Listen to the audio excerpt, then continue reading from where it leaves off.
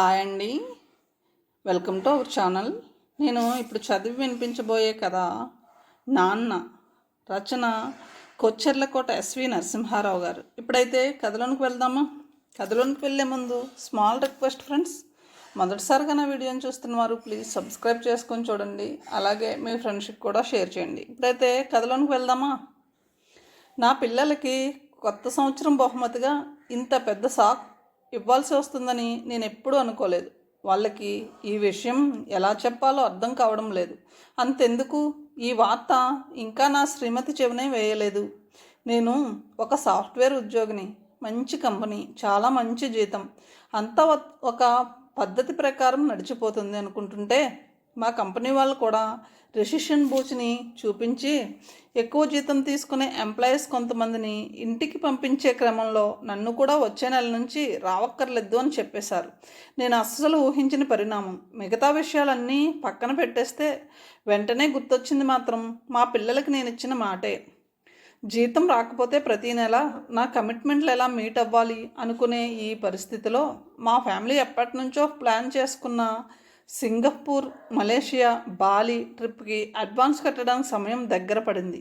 మొదటిసారి వాళ్ళని ఫారిన్ తీసుకువెళ్తున్నాను. వాళ్ళు లైఫ్లో అందమైన అనుభవం మర్చిపోకూడదని నా ఉద్దేశం.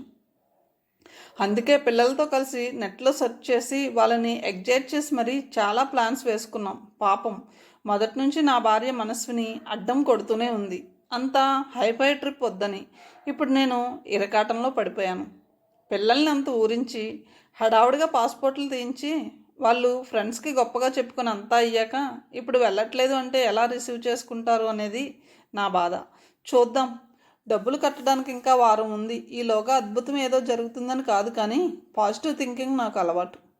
నేను పిల్లల గురించి ఇంతగా ఆలోచించడానికి కారణం నేను చిన్నప్పుడు ఎదుర్కొన్న పరిస్థితులే. మా నాన్న స్కూల్ టీచర్, ప్రైవేట్లు కూడా చెప్పేవాడు. అయినా ఎప్పుడు ₹1 ఖర్చు పెట్టాలంటే అనేవాడు కాదు.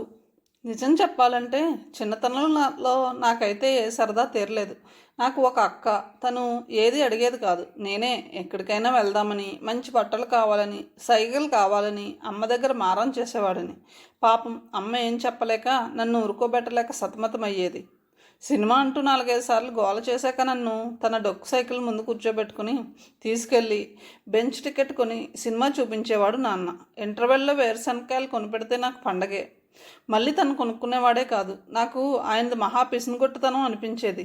పాపం అమ్మ అక్క చూసిన సినిమాలను అయితే వేళ్ల మీద లెక్క పెట్టచ్చు. అమ్మ అంటే ఎంత జాలి వేసేదో, నాన్నంటే అంత చిరాకు ఏర్పడిపోయింది. డబ్బుతో ముడిపడ్డ ఏవి మాతో చేయనిచ్చేవాడు కాదు. రాను రాను చిరాకు వచ్చి అసలు అడగడం మానేశాను. తప్పనిసరి పరిస్థితుల్లో అయితే అమ్మతో చెప్పేవాడిని. అమ్మే వారిది నాకు నాన్నకి. ఇప్పుడు ఇద్దరూ లేరు, జ్ఞాపకాల్లో తప్పితే. మర్నాడు నేను అస్సలు అనుకొని ఫోన్ వచ్చింది. దానితో కాకినాడ వెళ్ళక తప్పలేదు. హోటల్లో దిగి తయారై 10 అయ్యేసరికి మా ఇంటి దగ్గర ఉన్నాను. ఏదో బేరం వచ్చిందట కదా బాబు, మా రిక్షారాము అడిగాడు.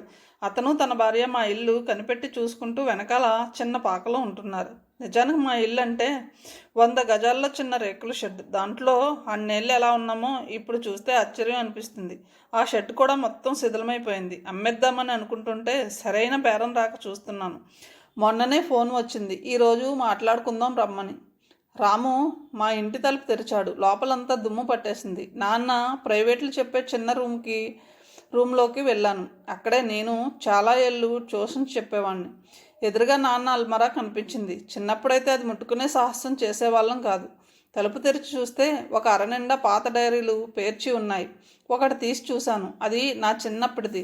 రోజువారీ ఖర్చు రాసి ఉంది. నవ్వొచ్చింది. ఆయన పెట్టిన ఖర్చు ఏముంది రోజూ రాసుకోవడానికి. మొత్తం తిరగేస్తుంటే ఒక విషయం తెలిసింది. చాలాసార్లు ఈ నెల జీతం రాలేదు అని రాసుంది. అంతేకాదు మోహన్ రావు నుంచి చేబదులు అంటూ కొంత అమౌంట్ రాశారు.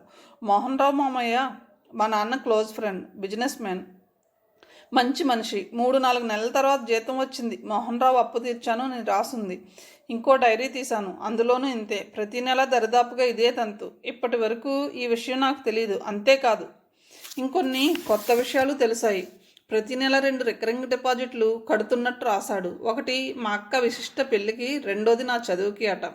అక్క పెళ్లి సింపుల్గా చేసినా నాన్న డబ్బుకి ఇబ్బంది పడినట్టు నేను వినలేదు. వేరే ఊర్లో ఇంజనీరింగ్ చేసినా ప్రతి నెల 1 కల్లా నాకు డబ్బులు వచ్చేసేవి. ఇదన్నమాట కారణం. ఎందుకో మనసు కొంచెం బాధగా మూలిగింది. ఇంకా చాలా డైరీలో తిరిగేశాను. ప్రతి ఏడాది సంక్రాంతికి పిల్లలకి అమ్మకి బట్టలు కొన్నట్టు రాశాడు. ఆయన కొనుక్కున్నట్టు ఎక్కడా లేదు. అప్పుడు గుర్తొచ్చింది, తన బట్టలు తనే అతి జాగ్రత్తగా ఉతికి మళ్ళీ ఇస్త్రీ కూడా అవసరం లేకుండా ఆరేసుకునేవాడు. నిజంగా ఆయన కొత్త బట్టలు కట్టుకోవడం నాకు చూసిన గుర్తే లేదు. నెల నెల వచ్చిన ట్యూషన్ ఫీజు చూస్తే చాలా తక్కువ అనిపించింది. చాలామంది పిల్లలు వచ్చేవారు, మరీ ఇంత తక్కువ ఉందేమిటి ఆశ్చర్యంగా ఉంది. కానీ వెంటనే గుర్తొచ్చింది, ఎవరమ్మో నాన్న వచ్చి ఈ నెల ఫీజు ఇవ్వలేకపోతున్నామంటూ ఏదో సంజాయిషి చెప్తే నేను అడిగానా? ఉన్నప్పుడు ఇవ్వండి, మీ పిల్లల చదువు ముఖ్యం అనేవాడు నాన్న. మెల్లగా నాన్న అంటే నేను వేసుకున్న భావచిత్రం రంగులు మార్చుకుంటుంది. ఈలోగా ఇంటి గురించి మాట్లాడటానికి రమ్మని ఫోన్ వచ్చింది. రాము రిక్షా మీద వెళ్ళాను. అతని పేరు సత్యబాబు. చాలా ఫాస్ట్గా ఉంది ఇల్లు. మంది మార్బలం కూడా ఎక్కువే. నేను వెళ్ళేసరికి ఎదురొచ్చి నా పేరు పెట్టి పలకరించి లోపలికి తీసుకెళ్ళాడు. ఇలాంటి వాడితో జాగ్రత్తగా ఉండాలి నాకు నేను చెప్పుకున్నాను. నేను కూర్చుంటూ నమస్కారం అన్నాను. మీరు నమస్కారం పెట్టకూడదు, మీరు మా గురువుగారి అబ్బాయి అంటూ తను మా నాన్న దగ్గర ఏ సంవత్సరం చదువుకున్నాడో, నాన్న ఎలా చెదక్కొట్టి మరీ లెక్కలు చెప్పేవాడో గొప్పగా వివరించాడు. మీరు మర్చిపోయినట్టున్నారు. మీరు కూడా నాకు కొన్నాళ్ళు లెక్కలు చెప్పారు. అయితే నన్ను ఎప్పుడు కొట్టలేదు. పక్కపక్క నవ్వాడు. నేను శృతి కలిపాను. ఇదంతా ఎంతవరకు నిజమో నాకు మాత్రం అస్సలు గుర్తులేదు. ఇన్ని కబుర్లు చెప్పి ఇల్లు తక్కువగా అడుగుతాడేమో అనుమానంగా ఉంది. ఇంతకీ ఇల్లు ఎంత చెప్తున్నారు అడిగాడు. నా వరకు 70 లక్షలు వస్తే హౌస్ లోన్ తీరిపోతుంది. ఇంకా పైన వస్తే కార్ లోన్ కూడా కట్టేయచ్చు. ఎంత చెప్దామా అని ఆలోచిస్తున్నాను. ఆచితూచి రేట్ చెప్పాలి. ప్రస్తుతం 1 లక్ష కూడా నాకు ఎక్కువే. ముందుగా ఆలోచించుకుని రాలేదా?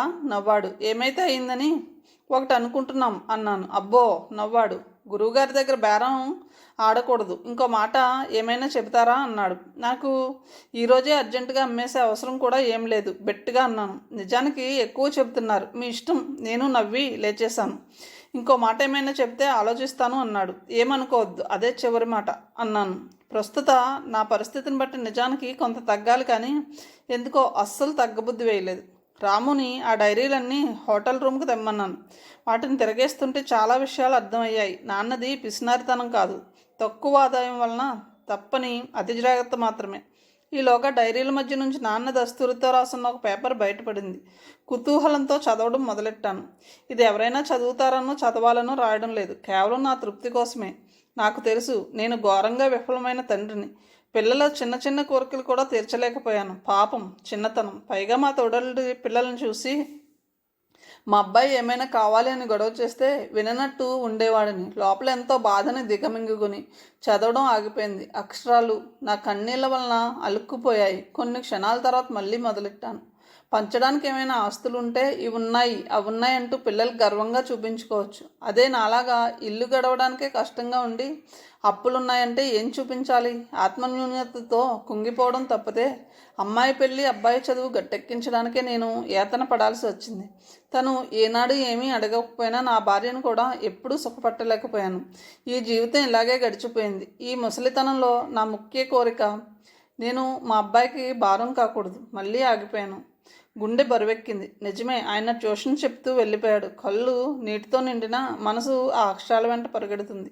మరొక కోరిక, పెద్ద పెద్ద ఆస్తులు ఎలాగో ఇవ్వలేకపోయాను. ఎలాగోలా తనఖా సొమ్ము కట్టేసి ఈ చిన్న ఇంటిని నా తదనంతరం మా అబ్బాయికి అప్పచెప్పాలి, అంతే.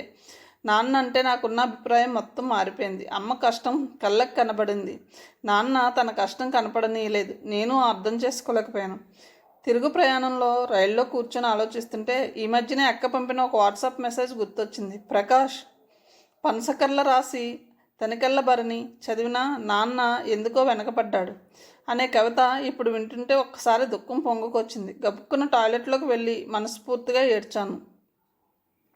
నాన్న చేసింది పొరపాటు అనడానికి నా మనసు ఒప్పుకోవడం లేదు, కానీ ఆ మనస్తత్వాన్ని నేను మార్చుకోవాలి.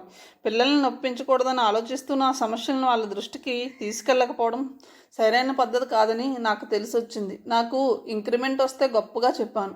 ప్రమోషన్ వస్తే నానా హడావుడి చేశాను. మరి ఉద్యోగం పోయిందని చెప్పడానికి ఏమైంది? ఇదేమీ నేను చేసిన నేరం కాదు కదా. ఓకే, ఫారెన్ టూర్ విషయంలో వాళ్ళకి బాధగా ఉండడం సహజమే, కానీ ఇప్పటి నుంచి వాళ్ళతో ఇలాంటివన్నీ షేర్ చేసుకుంటే జీవితం అంటే ఒక అవగాహన వస్తుంది. సమస్యలంటే భయపడకుండా ఎదురెదగల సామర్థ్యం పెరుగుతుంది. ప్రస్తుత పరిస్థితుల్లో ఆటలపోట్లని ధైర్యంతో ఎదుర్కొని ముందుకెళ్లే మనస్థితి చాలా అవసరం. మర్నాడు పొద్దుటే టిఫిన్ తింటూ నా భార్యకి పిల్లలకి ఉద్యోగం విషయం చెప్పాను. పిల్లలిద్దరూ కొంచెం మొహాలు చిన్నబుచ్చుకున్నారు. మనస్విని మాత్రం అయితే ఫారిన్ టూర్ క్యాన్సిల్ చేయండి, వచ్చే ఏడాది వెళ్ళొచ్చు అంది. నేను నవ్వాను. మీరేమంటారు? పిల్లల్ని అడిగాను. నీ ఇష్టం నాన్న అంది మా అమ్మాయి. మా అక్కే గుర్తొచ్చింది. మా అబ్బాయి మొహం ముడుచుకుని, నాన్న నీకు ఇంకో ఉద్యోగం ఎలాగో వస్తుంది. నా ఫ్రెండ్స్కి మా సార్కి కూడా గొప్పగా చెప్పాను మన ట్రిప్ గురించి. మళ్ళీ ఇంత సరదా ఉంటుందా? ఏడుపు ఒకటే తక్కువ. ఎంతైనా నా ఫోటో కాఫీ వాడు. నా భార్య ఏదో అనబోయింది. నేను ఆగమని సైగ చేశాను. ఇందాక మా బావమర్ది ఫోన్ చేశాడు. అతని ఫ్రెండ్ కాకినాడలో కన్స్ట్రక్షన్ ఫీల్డ్లోనే ఉన్నాడు. అతని ద్వారా తెలిసిన నిజం ఏమిటంటే మా ఇల్లు బేరం ఆడిన సత్యబాబు మా ఇంటి 2 వైపులో ఉన్న స్థలాలు కొనేశాడట. మధ్యలో ఉన్న నా స్థలం కొని తీరాలి, ఫ్లాట్స్ కట్టాలంటే. ఆ రేటు మీదే నిలబడి పొమ్మని సలహా ఇచ్చాడు. అందుకే ధైర్యంగా సరే అయితే ఒక పని చేద్దాం, ఒక సింగపూర్ వెళ్ళొచ్చేద్దాం.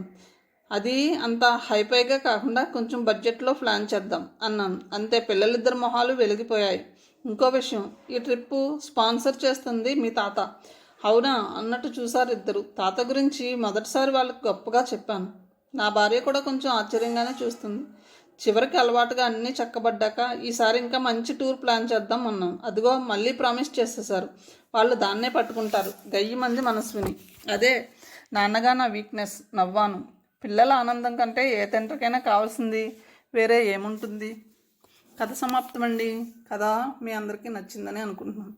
మీ విలువైన అభిప్రాయాన్ని కామెంట్ ద్వారా తెలపండి. అలాగే మన ఛానల్ని సబ్స్క్రైబ్ చేసుకొని సపోర్ట్ చేయండి. Thank you so much. మరొక మంచి కథతో కలుద్దాం.